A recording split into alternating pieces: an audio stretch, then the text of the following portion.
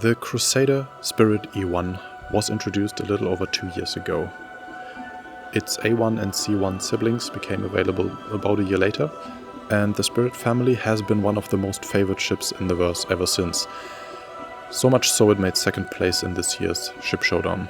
But the E1 has not seen any significant updates since its first announcement, because of the commitment not to release ships without a gameplay function. And since passenger transport gameplay is not on the priority list right now, neither is the E1, unfortunately. It is a fan favorite though, and therefore I want to have a good look around and inside today.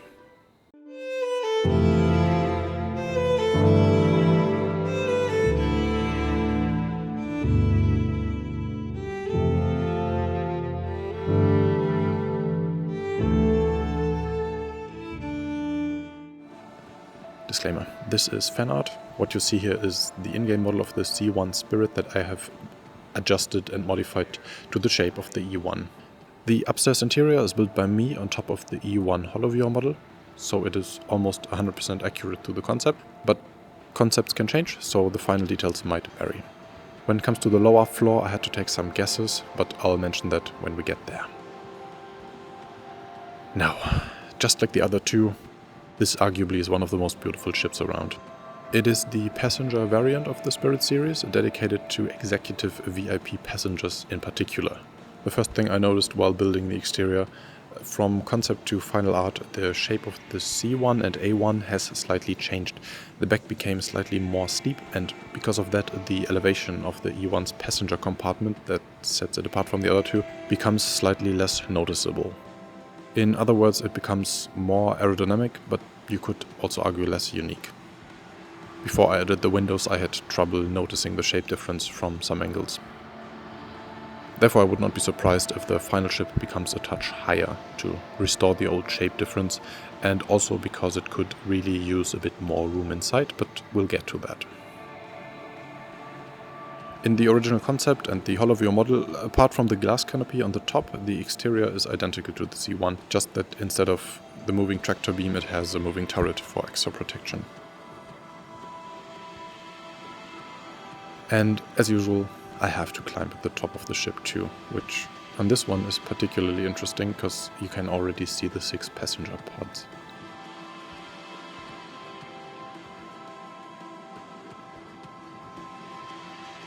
But now let's head inside.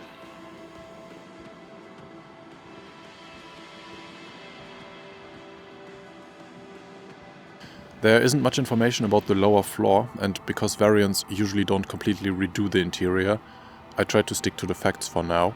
I only changed the color palette, as well as the overall light temperature, and I put a little effort into covering up some of the industrial details. The pipes, the cables, the greebling, especially on the walls, to make it look a little less like a repurposed cargo hangar. You will notice that the lowered ceiling really does not help with making this feel spacious and luxurious. My first impression was that it really feels like the C1 was the initial design and the E1 was an afterthought, rather than a purposefully designed luxury liner. I said there's little information, only this image really. Cut. I worked on this for weeks at this point, and while adding this last image I was thinking about, I noticed that it shows both a door that is surely a restroom as well as passenger lockers. That invalidates half of what I'm saying in the next few minutes, and I could have just rebuilt it like that, but this rendered for days. Sorry about that, I'll be more thorough next time. Only this image really, showing the 2 lifts' location. Only one is depicted here for visibility, but ISC confirmed there are 2, and I'll get back to them in a second. Apart from that, the only thing officially mentioned about the lower floor is that there are lockers where the passengers can keep their personal belongings. I thought a lot about where to put them. There's this unused space between lift and separator, but that would be very cramped and also quite dangerous if the lift stays open like this. In the back there's plenty space, but I have some better use for that. I would prefer if they would be located in the entrance area so you can get rid of your luggage before you step inside. The components housed here would have to be moved somewhere else, but that probably would be a good idea anyway. This is one of those things that changes the layout a bit though, so I would say it's a little less likely. According to the wiki, this floor also houses 2 passenger restrooms, as well as some SCU space for additional cargo. Unfortunately, I could not find a source for that information, so please keep that in mind. That said, the 2 restrooms really make sense. Regarding the cargo, I would prefer to have that hidden from the passengers if possible, meaning another wall separating this room, and that would further shrink the only white space on this ship. If you want to go that route though, a cargo system similar to the Intrepid would be a great fit here, where the cargo plates lower to the floor. That would make loading really tedious, but again, keep that away from the VIPs. But I would also consider some other options for this space that lean more into the passenger focus of this ship. Maybe a bar, a lounge, or different route, some second class seats for more but less wealthy passengers. Now, I did not visualize any of these ideas for this space, cause I'm not an architect really, but if you know a good spaceship architect, maybe send him this video and maybe he can help out. When it comes to the lift again, I try to be as accurate to the blueprint as possible, but I really hope for something less open, with less chance to lose a limb on the way up. Now, the upper floor is modeled out in the HoloViewer model, so this part is very accurate to the first concept. I just added some minor details like this. We can't really enjoy the great view in this dark expo hall, but we will head outside in just a second. The IAE Super Talk from 2 years ago also revealed that this whole upper part will be one giant detachable escape pod.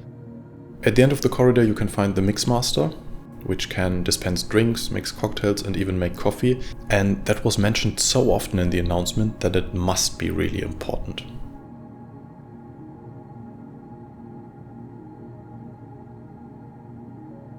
And then the individual cabins offer you a big comfortable seat, a tray for food or laptops if those are still around, a great view,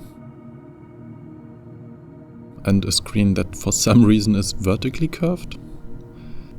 Now, if you were a patron or channel member, you could use this to walk around the interior of the RSI Galaxy that I built, because I made that available in a simplified version that works in a web browser, and you could also be credited in that very scene. There is additional information in the video description actually, but that's all optional. I would probably just enjoy the view. Outside you can really see how great the panoramic ceiling is, but you can also see that the layout with these pods hide a lot of the view, especially if they are closed.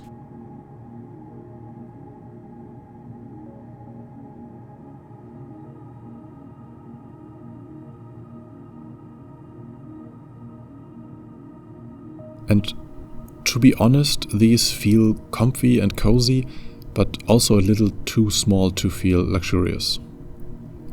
I had a look at this in VR and it definitely does not feel claustrophobic. It actually looks a little less big on a 2D screen than it actually is, but I still think that this place needs a lot of design work to feel luxurious. And I know that it was just a concept model so far, I just wanted to mention it. But all in all, I'm really looking forward to this ship. It has a lot of potential to introduce the passenger transport gameplay loop into the verse someday.